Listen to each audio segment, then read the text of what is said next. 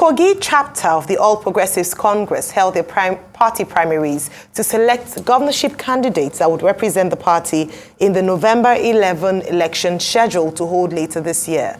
The All Progressives Congress will be represented by Ahmed Ododo, a former local government auditor general in Kogi State. Ododo scored 78,704 votes to beat 6 other contestants, including Adeyemi, who came 7th with 311 votes. However, Senator Smart Adeyemi has faulted the conduct of the election, saying the results were already prepared before the election. He called the outcome of the primary election in the state as a rape of democracy, saying that it must not stand because if Kogi State gets away with it, other governors will copy this. Joining us on the show this morning to respond to Senator Smart Adeyemi's statements and share his thoughts on the conduct of the APC primaries in Kogi State is Kingsley Fanwo, Commissioner for Information and Communications in Kogi State. Welcome to the morning show. Thank you very much for having me, and good morning, viewers around the world. Kingsley, thank you for joining us. Well, yesterday we had Senator Smart Adeyemi on this program, APC gubernatorial aspirant in Kogi State. And he said specifically that some tyrants, specifically led by your principal, Governor Yahaya Bello, are taking over Kogi State APC gubernatorial primaries, trying to impose a colonial dispensation on the party, trying to prevent Kogi West from producing a candidate, and that no primaries actually took place. And that what was done was to just declare Dodo, I hope I got the name correctly, as the candidate of the APC. So was there truly an APC gubernatorial primaries? And please, before you respond, note that Smart Adeyemi is not alone. 4 other candidates in that primaries election also said the same thing. That is. So, Kingsley Fanwo, would you like to defend your principle? Thank you very much. It's not just about defending my principle, but also about defending the truth. Meanwhile, let me render this service to Dr. Ruben Abati, that the name of the candidate of the party is Usman Ododo. In Yoruba, you know what Ododo means. I think it's about the same thing in all the ethnic languages in Kogi State. That is just by the way. So it's about defending the truth. The primary actually took place across the over 430 wards in the state. And it was credible. It was free, fair, the best in the history of the state. And you could see the enthusiasm of party members who participated in the primary, because for the first time, all the party members, all the financial members of the party had the opportunity to nominate the candidate of the party. And he was duly nominated by an overwhelming majority. And by the grace of God, he's going to be the next governor of Kogi State to take over from Governor Yahaya Bello.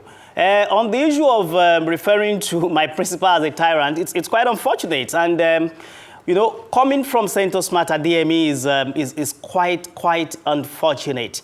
And, you know, in 2019, let me take you back memory lane.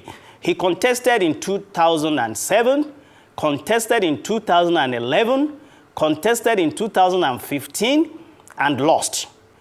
From that point, he almost turned to a political orphan. And it took Governor Yahaya Bello to rehabilitate him by offering to support him to go back to the Senate.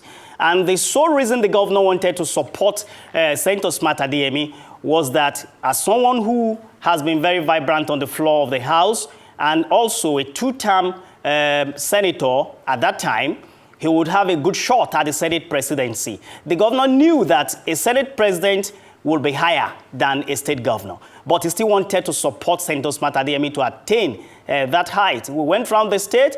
Unfortunately, he didn't make it in the first ballot. We went to court and forced a rerun election that eventually gave victory to him. So today, that man that gave him that platform, that man that gave him that opportunity, despite the many counsels from people outside and within the government that he was going to betray him as a serial betrayer, the man went ahead to support him to win that election, and he became a senator. In 2023, when it was time for it to move to another place again, he came out strongly that he wanted to contest again for the 4th term.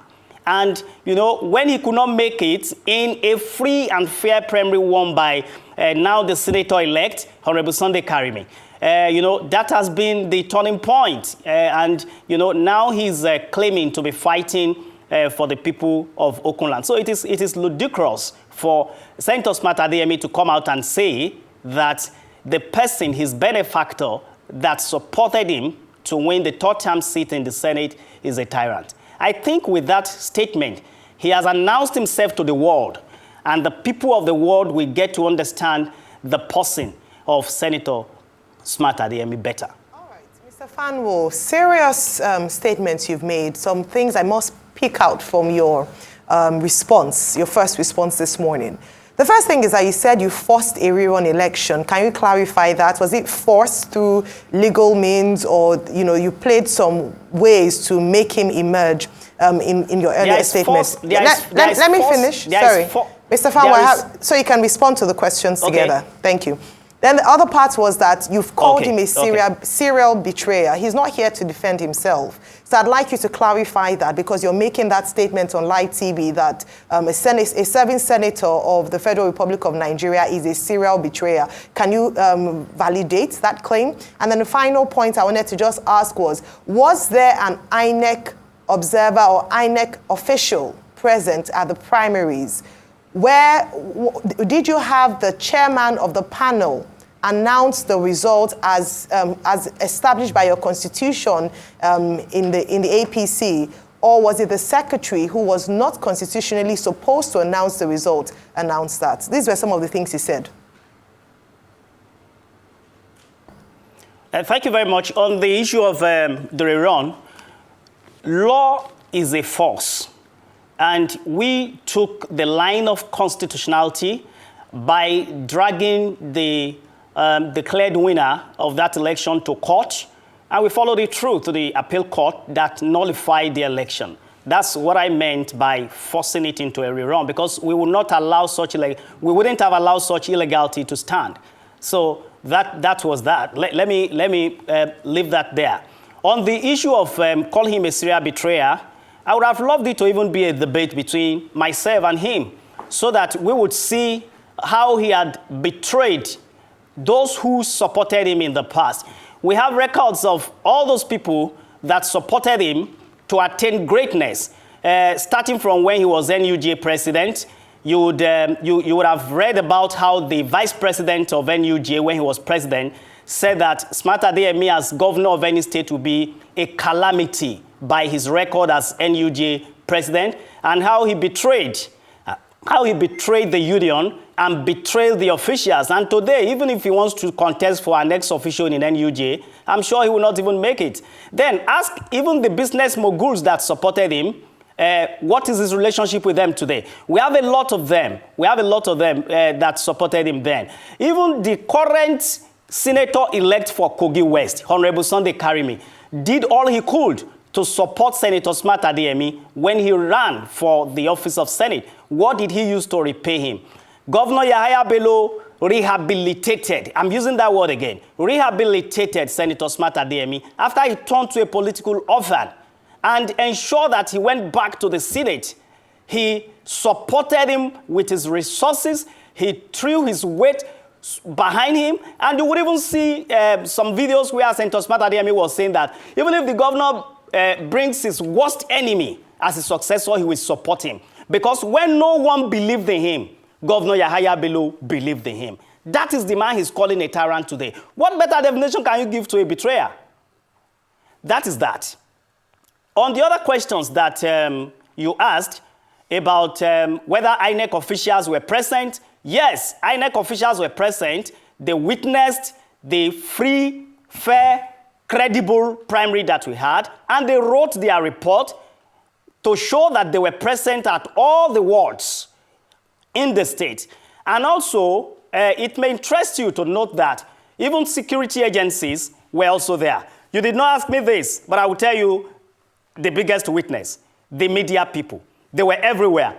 And 2 days ago, they addressed a press conference in Lokoja to frown at the way Senator Smart Adeyemi and his cohorts are moving around to say that there was no primary in the state, when they went around to cover it and reported it for their media organizations. You know, that is also about that. On why Governor Bello Matale was not on ground to announce the result, I think you heard him on your station yesterday, where he said some people said because the governor did not want to do anything that is incriminating during fasting and all of that. This is blackmail. And, you know, I don't speak for Governor Bello Matale. I'm sure his media handlers will respond adequately to that. But I'll give you the reason why he was not there. He came to the state with his team, addressed the stakeholders, addressed the aspirants, including Senator Smart Adeyemi, and set the ground. And before he left on Friday, because there were rerun elections in his state, and as the leader of the party in his state, he was expected to be on ground to ensure that the party did well in that election. That was the reason he was not there, and not for any other reason. And he has given his blessings to whatever has happened, because it is a team led by him. Okay. I know that there's a possibility when you have political conversation to turn it into a conversation about somebody's character, because it's easier to talk about people and their character rather than talking about the facts. But I'd like us to focus on the facts. The gentleman called Senator Smart Adeyemi was here yesterday, and he made it clear that he did not cast any vote for himself. If I am going to be elected as a senator, as a governor, whatever position, I would expect that I will have a chance to vote for myself, or choose to not vote for myself, but at least I would have voted.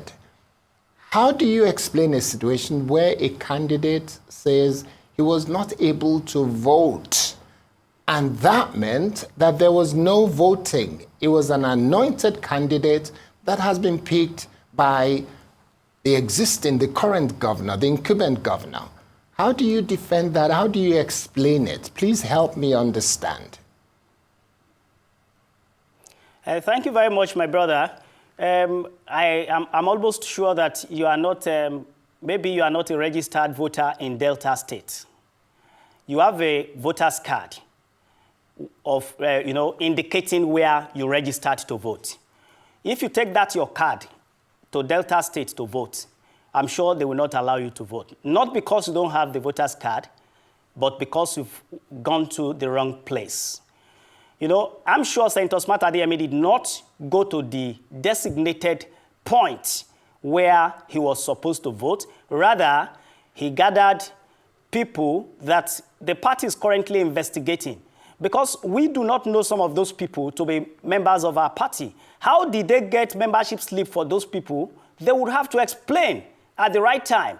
So he went to stay in the midst of these people to spin propaganda that we are having a membership card and we cannot vote. Yes, I understand the fact that Senator Smart Adeyemi is quite new to the APC. He came a couple of months and immediately he became a senator on the platform of the party. But that doesn't stop him from getting himself acquainted with the constitution of the party. It is not every member that can vote in a primary, even in a direct primary. For you to be able to qualify to vote according to the constitution of the party, you must be a financial member of the party. That is to say, you pay your dues regularly. You'll be issued receipt after paying your dues. These are the things that qualify you to vote. So if you just print, if you go to forge membership cards and you give it to a mob and they are shouting that they cannot vote, it's beyond that. We are an organized party. And, you know, we understand the qualifications that you must possess for you to be able to vote, even in a direct primary. So I think he's the only one that will be able to explain how those people got the membership cards.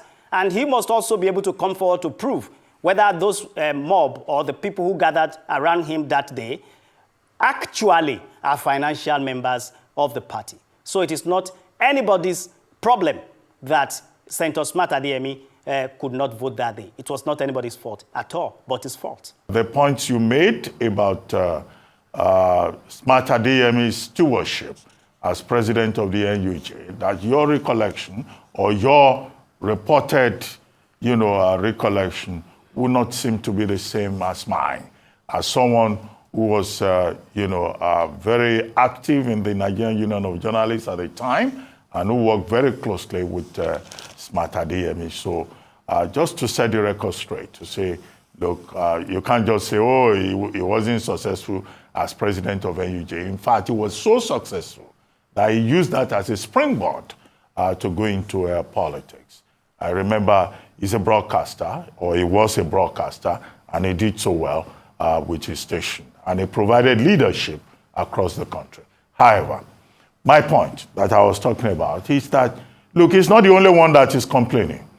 In that APC gubernatorial primaries, there is an Ajaka who went to court, who said, look, he was wrong-footed by the APC hierarchy in that state. There is a Shuaibu who is complaining. There is an Audu who is complaining. There is an Ocheni, I think that's the name, Professor Ocheni, who is also complaining. And all of them are saying that, look, that what the governor did with his people was to just go somewhere and write the figures, and that no voting took place. So you've been talking about Smart Adeyemi, Senator Smart Adeyemi. How about the others? Are they also lying? Are they talking rubbish? And as for Smart Adeyemi, he's been senator 3 times. Twice on the platform of the PDP, once on the platform of the APC. So let's stay with the facts. But how about these others who are also complaining? Are they also just being mischievous? Thank you very much, Dr. Abati. Let me start from the note you made. I think you didn't quote me well.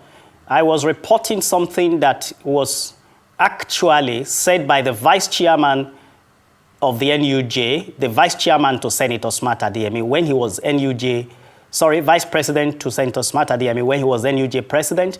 He was the one that said those things. Okay, I was only quoting him to have said those things. Okay, yeah, that's it. And then, we are not trying to be personal. He called some of us happy slaves on your station yesterday. I was surprised that he was not called to order immediately, because a happy slave is better than a free ingrate. I was not happy that he was not called to order, but now we are talking about not attacking personality, but he was attacking personality yesterday, calling somebody a tyrant, calling some people happy slaves, and all of that. I think that's just, by the way, I expect you to be very close to Senator Smart Adeyemi, because he said both of you were Asiwaju's boys in those days, and was even inviting you to come to the APC. That is by the way. Whether others are stating the fact or not, that is not the issue.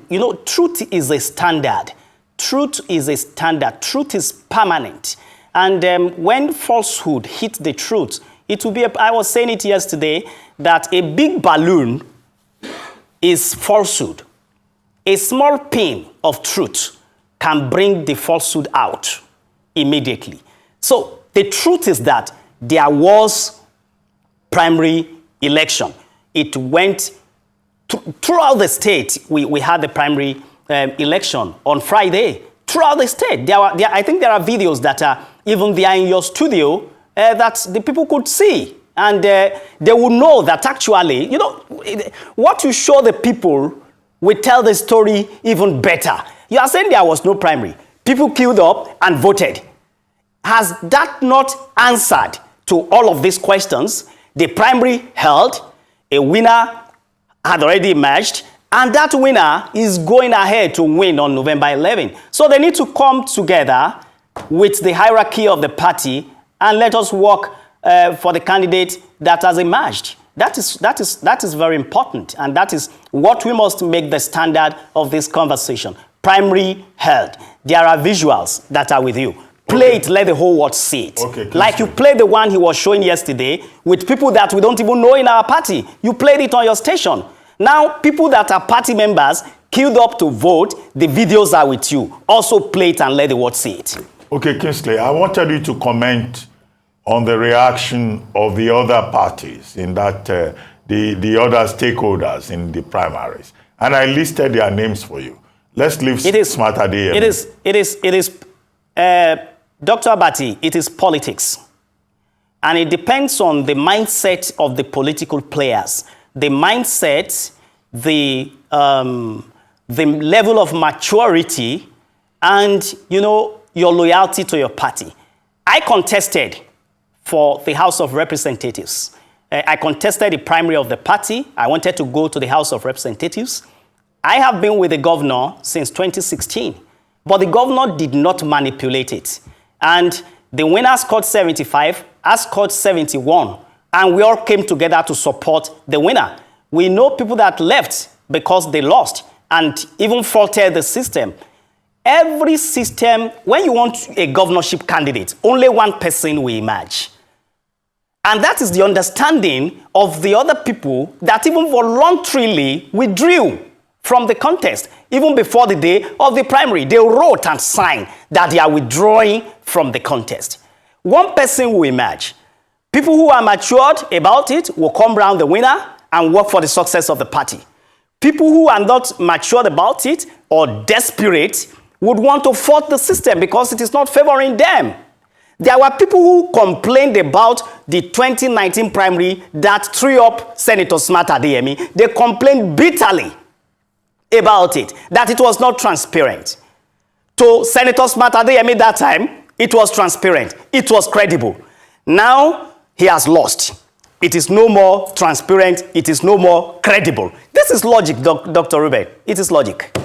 All right, so Mr. Fanwo, Honorable Dada, former chairman of Ijumu local government area, has said that he's surprised at your response because you were actually one of the first people to urge Senator Smart Adeyemi to take on the governorship candidature of the APC. Now, why this turn? Is it a personal vendetta? Is it in trying to please your principal? Why this U-turn in your attack of him, of his personality, or casting aspersions on his personality?